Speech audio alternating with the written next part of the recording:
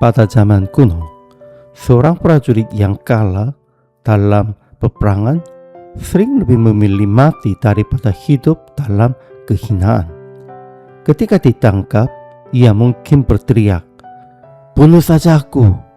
Sebab bagi mereka, hidup dalam aib lebih menyakitkan daripada mati dengan kehormatan. Karena itu, ketika musuh tidak membunuh, sebagian memilih mengakhiri hidupnya sendiri.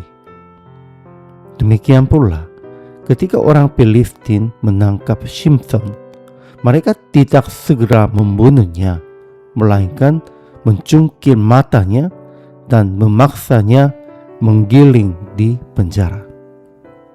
Suatu penghinaan yang lebih pahit daripada kematian. Sebaliknya, kemuliaan dan pujian selalu dianggap sebagai kehormatan tertinggi yang diinginkan manusia. Namun firman Tuhan menyatakan dengan jelas, dosa berakhir pada kehinaan, tetapi mereka yang diselamatkannya akan menerima kemuliaan. Spanya menyebut Yerusalem sebagai kota yang memberontak, najis, dan penuh penindasan. Kota itu tidak mau mendengarkan suara Tuhan, tidak menerima didikan, dan tidak percaya kepadanya. Para pemimpin sendiri hingga yang mengaum. Para hakimnya seperti serigala pada waktu senja. Para nabinya bertindak sembrono, dan para imamnya menajiskan yang kudus serta melanggar hukum. Di tengah keadaan itu, Tuhan tetap adil. Setiap hari Ia menyatakan kebenaran tanpa gagal. Namun umat tidak mengenal malu. Sekalipun Allah telah menjatuhkan hukuman atas bangsa-bangsa lain sebagai peringatan, mereka tetap tidak gentar. Karena itu, pada hari murkanya, Tuhan akan mengumpulkan bangsa-bangsa dan menyingkirkan semua yang congkak. Gambarannya ini mengingatkan pada perumpamaan Yesus tentang perjamuan kawin.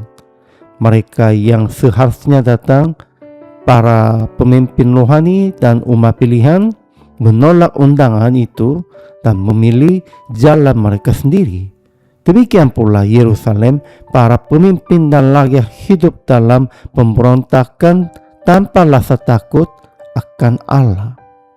Karena itu, Allah menyerahkan mereka kepada penghakiman dan membiarkan kehinaan menimpa mereka. Namun undangan itu tidak dibiarkan kosong. Allah memanggil mereka yang di luar, orang-orang yang terbuang, yang miskin, yang menderita, bahkan bangsa-bangsa lain untuk memenuhi tempat yang ditinggalkan. Namun firman tidak berhenti pada penghakiman. Tuhan berjanji memulihkan sisa umatnya, mereka yang kembali kepadanya dengan kerendahan hati. Ia akan mengangkat mereka dari kehinaan dan memberi mereka nama yang terhormat di antara segala bangsa. Mereka tidak memiliki apapun untuk dibanggakan. Satu-satunya yang mereka miliki adalah hati yang melindungi Tuhan di tengah penderitaan. Dan justru itulah yang berkenan kepadanya. Tuhan menjadikan mereka miliknya dan menyebut mereka sebagai umat yang tersisa. Kita pun demikian, tidak layak menerima kemuliaan oleh kekuatannya sendiri, namun oleh kasih karunia Allah yang tinggal di tengah kita. Kita dipanggil menjadi anak-anaknya, maka hiduplah hari ini bukan dengan kesombongan, melainkan dengan syukur yang tenang. Sebab kehormatan sejati bukan kita lahir, melainkan kita terima.